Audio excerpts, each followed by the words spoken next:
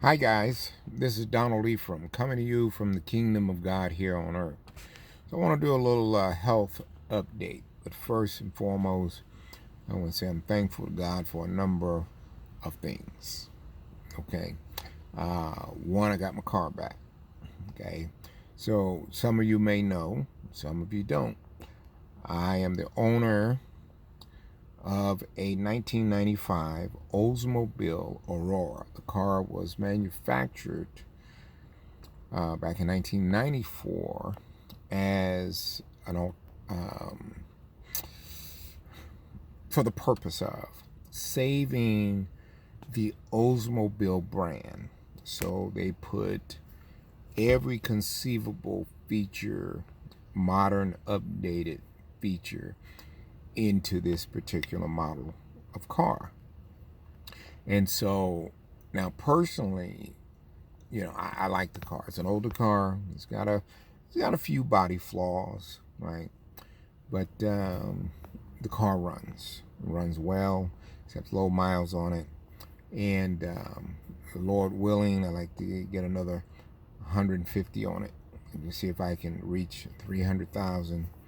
Do my best to take care of it. Now, when I first got it, of course, it had a few issues, and of course, started making those repairs. And the mechanic I found said, Mr. Ephraim, you might want to get yourself a new car, right? Because it is an older car, and yada yada. And I said, yeah.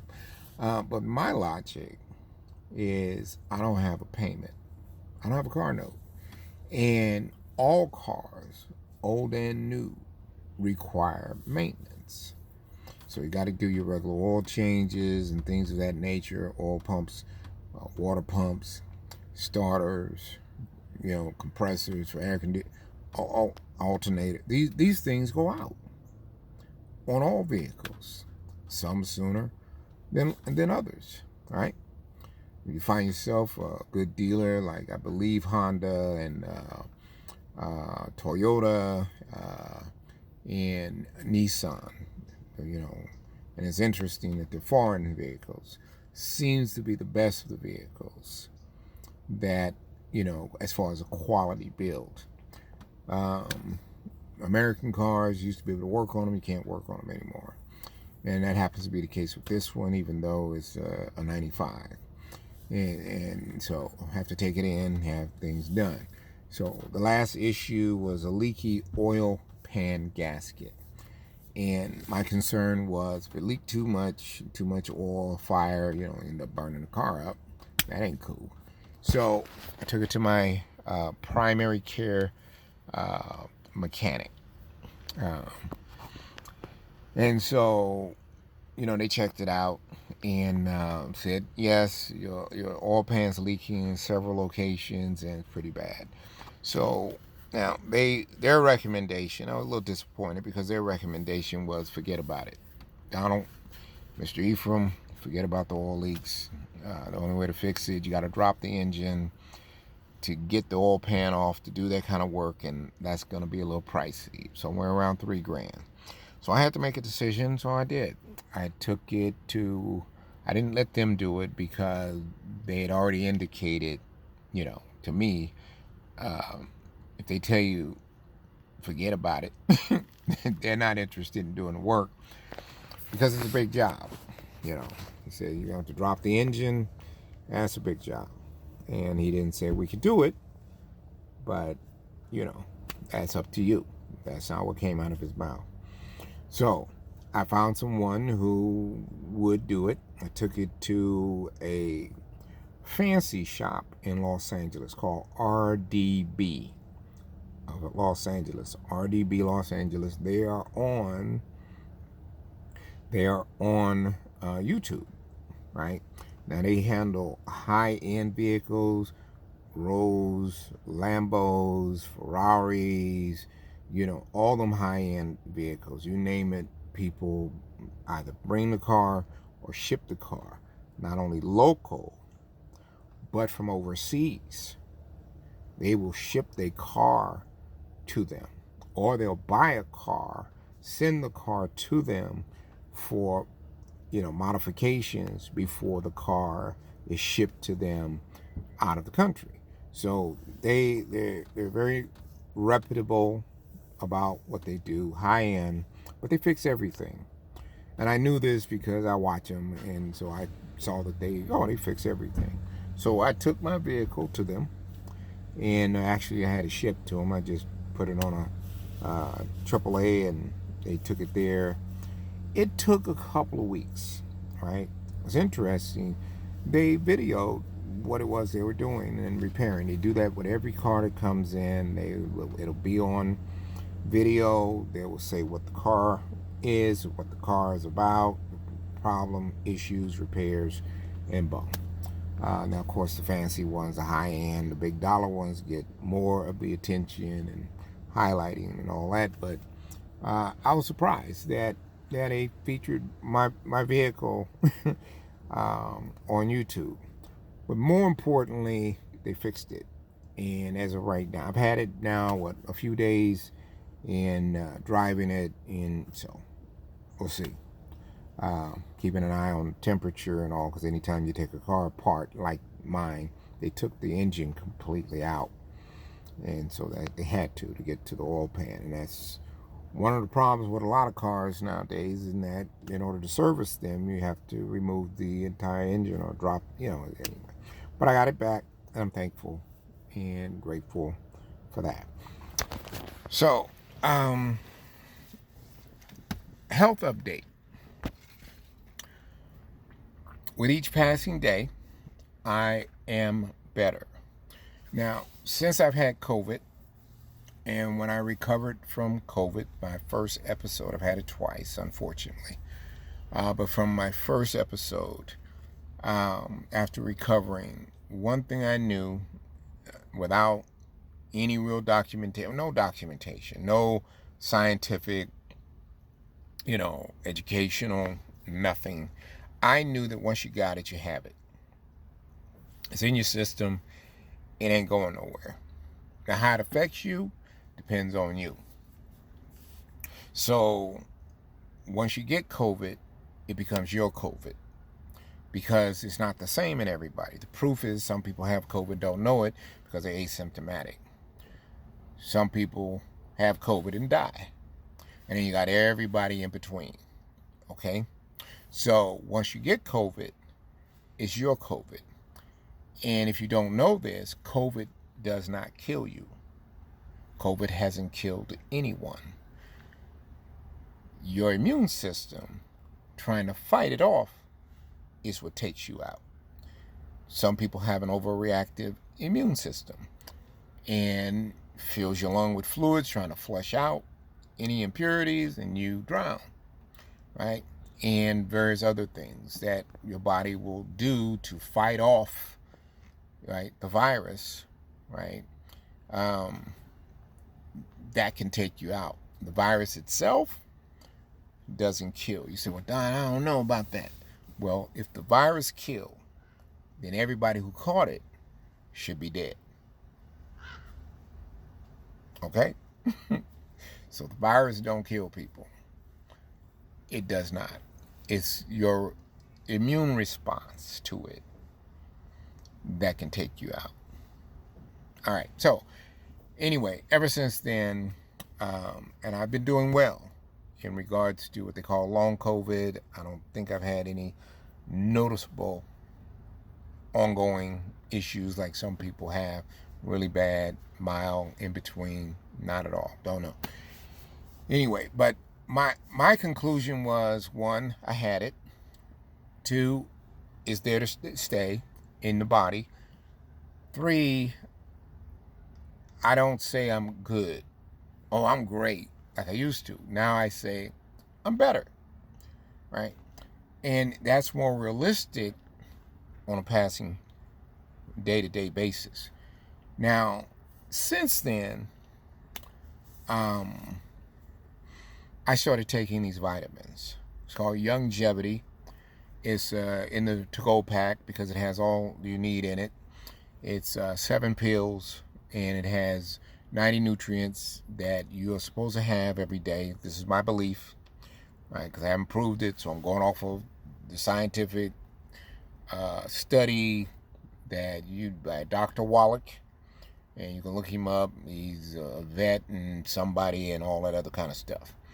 But anyway, they say you need 90 nutrients a day to stay healthy.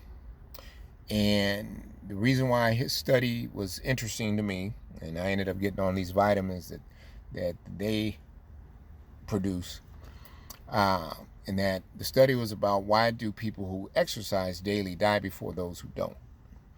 And the analogy was, you take a car that requires, let's take two cars, both the same, and they require 5 quarts of oil in the engine. Both cars are only running on 2 quarts of oil. The one car is driving at 100 miles an hour every day. The other car drives at 20 miles an hour every day. Which engine do you think will last the longest?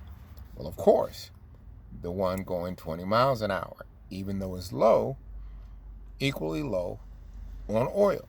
Okay? So when I heard that, it made sense to me. And it's like, oh, because I'm exercising daily, I'm in pain, I'm stiff all over. I mean, I'm not getting anywhere. And in fact, if it wasn't for me starting these vitamins and making a couple of other changes, I'll tell you what those are, I swear, I was dying. I was dying. I was on my way out.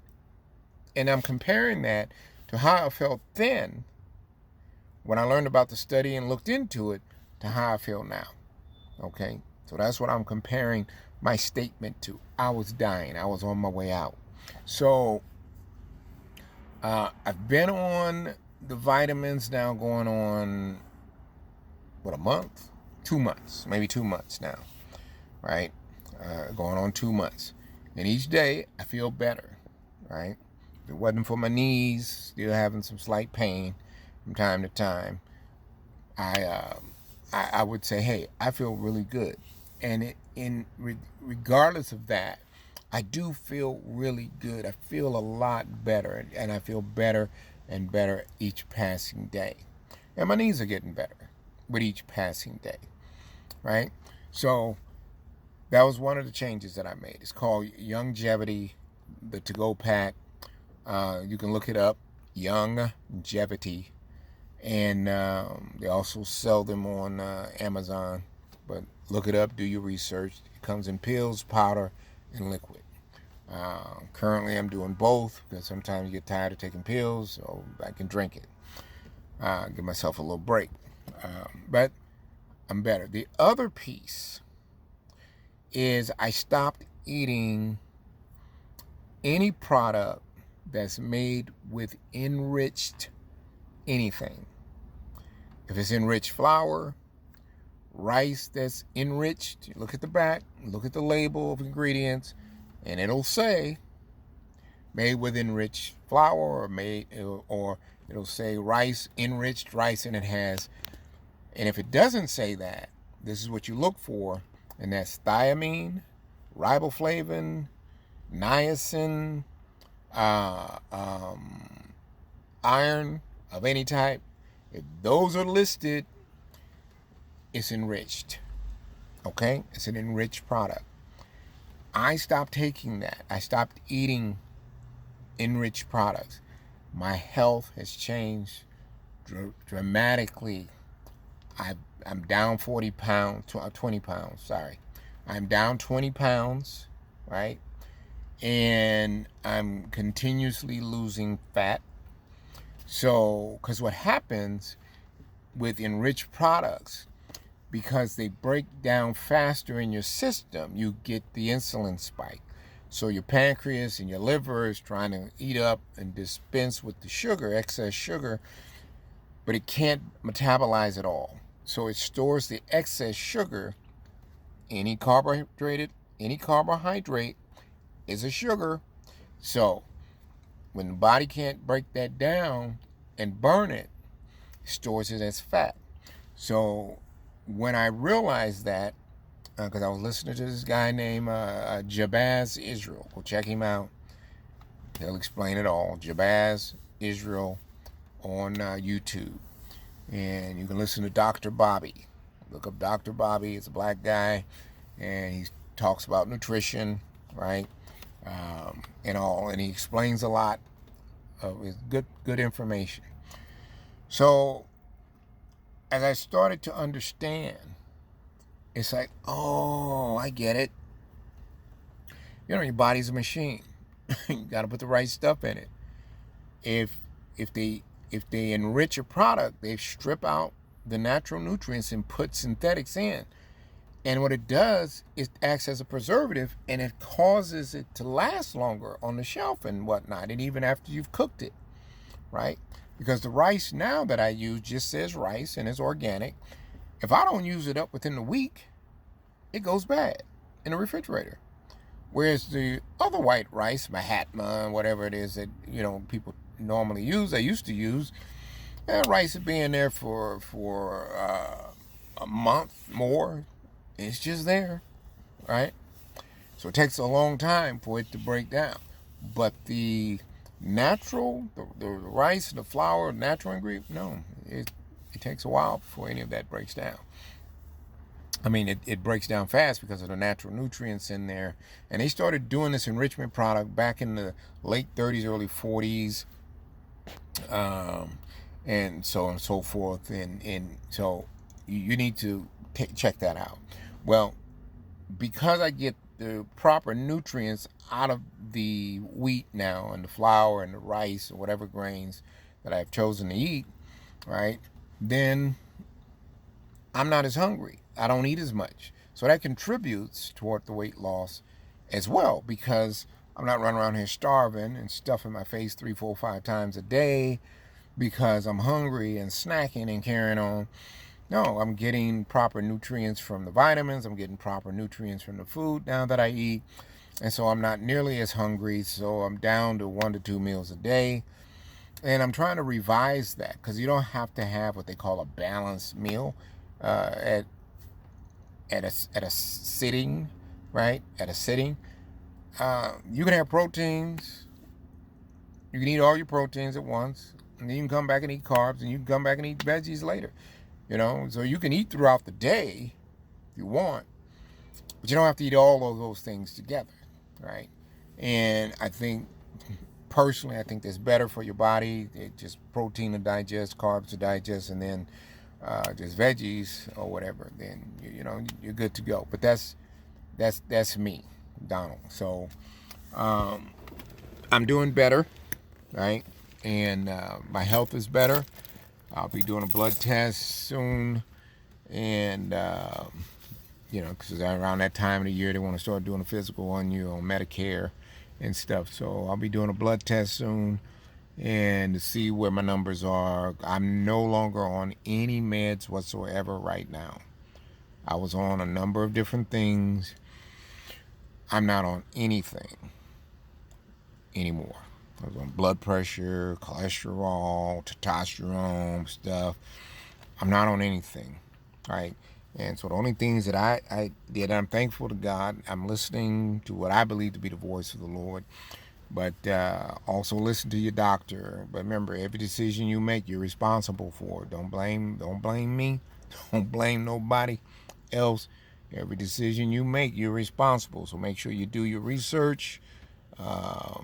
Yeah, your doctors are always going to tell you to stay on the meds. And I'm not telling you to get off the meds. That's not where I'm coming from. Okay? If you're not doing what's necessary to retain or regain your health, then the meds is keeping you here. All right? So in order to get off meds, you need to restore your health. Okay? And you have to figure out what you need to do. Couple of tips I just gave. Hey, check it out.